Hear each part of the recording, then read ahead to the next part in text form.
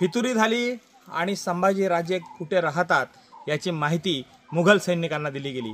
आणि यानंतर आपण पाहू शकता की ह्या बाजूनं मुघल सैनिक मोठ्या प्रमाणात या ठिकाणी आले, जिथं देसाई सरदेसाई यांचा वाडा आहे।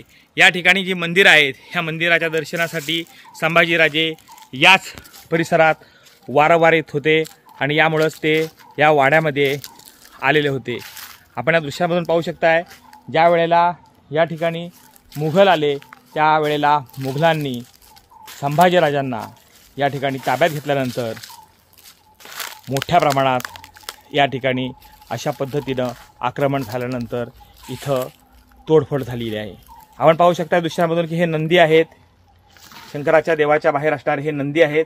या सर्व नंदींच्या माना देखील तोडून टाकण्यात आलेल्या आहेत। मंदिरांचं देखील मोठ्या प्रमाणात मोगलांनी नुकसान केलं आहे। जर फितुरी झाली नसती तर मात्र आज चित्र वेगळं दिसलं असतं, इतिहास देखील नव्यानं वेगळा पाहायला मिळाला असता।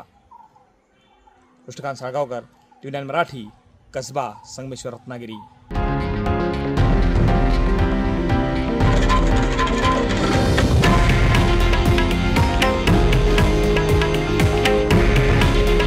हे आहे देशातील नंबर 1 न्यूज नेटवर्क आणि आपण पाहत आहात TV9 मराठी।